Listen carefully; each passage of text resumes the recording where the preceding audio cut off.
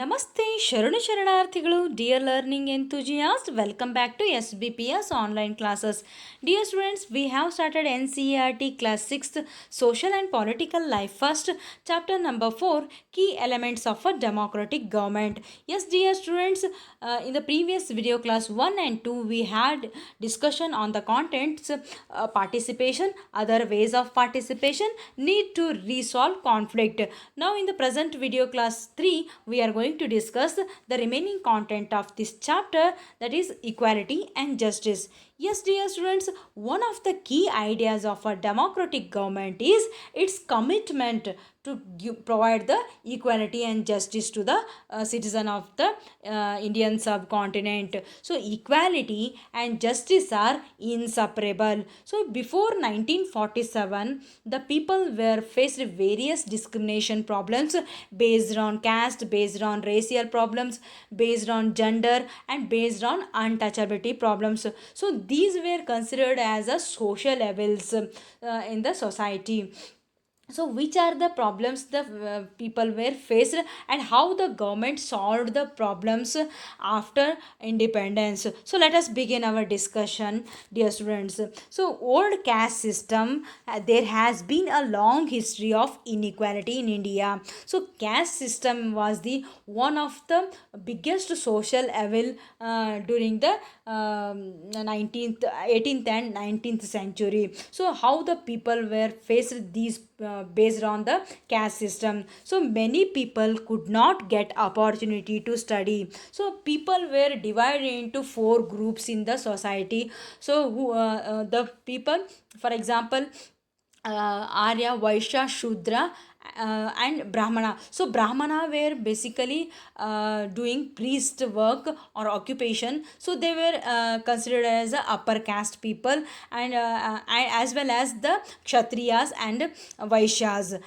And the Shudras were considered as a lower caste people. So because they were doing the cleaning works in the villages, for example picking garbage from the street, and cleaning the drainage system, and so on. So the people who are upper caste people, they were avoided to mingle with these type of lower caste people. So this creates the discrimination, was created the discrimination problem in the society in before 1947. So this type of people, so who are the lower caste people, or who were untouchables, or Dalits, Adivasis, they were avoided to and even women also avoided to get the opportunity to study as well as take up certain occupations because of the caste system. So many people from the downtrodden section did even get the basic human right. So which are the basic human rights? For example, food, shelter, water, and so on. So these are the basic human rights. They were avoided to get all these basic rights. So and they were not even allowed offer prayers in a temple also. So they were not allowed to get water from the public wells.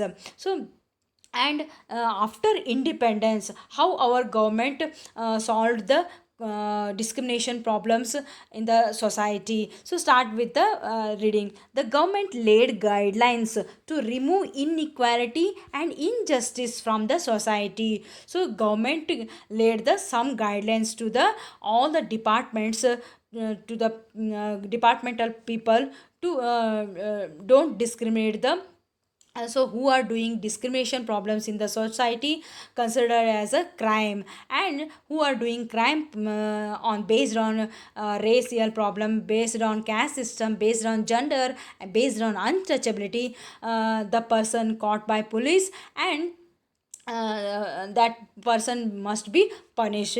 So it is government's responsibility to treat every citizen equally. So the government has to ensure that nobody suffers because of inequality. So gender based inequality is another major social evil in our country. First one is the caste based discrimination. Now we are going to discuss the gender discrimination problems. So that was the second social level of the society before 1947. So a male child is usually preferred over a girl child. So in many families, girls are not given proper opportunities to tackle these problems. To solve these problems, girls are given free education in government schools.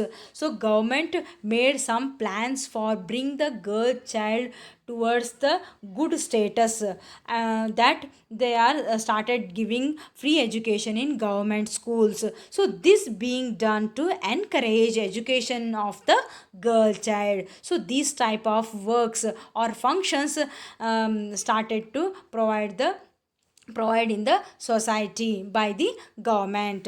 So next we go through the equality and justice. I said equality and justice are inseparable. So the key idea of a democratic government is its commitment to provide the equality and justice to the citizen of India. So the minority communities were denied of many facilities. So before the independence, the minority peoples were denied of many facilities. So Dr. B.R. Ambedkar realized that such practices must not continue, and justice can be achieved only if people are treated equally. So he struggled a lot for the bring the justice and equality in the society, for abolishing the all the racial discrimination problems, caste discrimination problems, gender discrimination problems, as well as untouchability problems. So the government also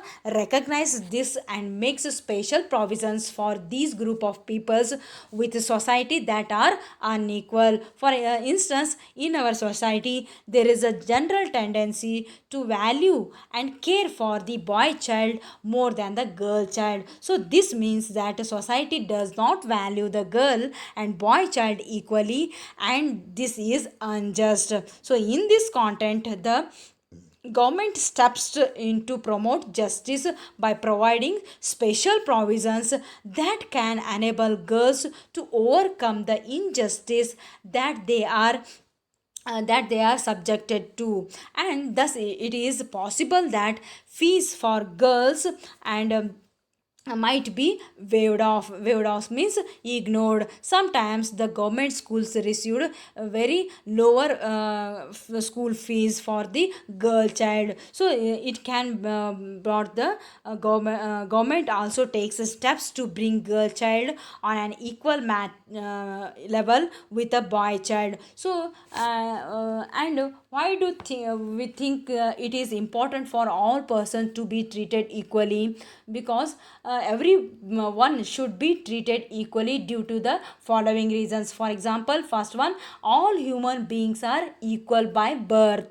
And second one, equality is essential for the overall development of any individual. And third one, for the successful working of a democracy, all persons should be treated equally. So and the government taken so many actions to ensure that all people are treated equally. For example, all citizens are equally entitled to the fundamental rights granted by the Constitution of India. So the fundamental rights are equality, justice, and liberty. So these are the fundamental rights provided by our constitution to every citizen, and all citizens are equal in the eyes of law. So and untouchability is abolished by law. So men and women are considered equal. So in upcoming class we will cover the new chapter. Till then, bye bye, stay home, stay safe.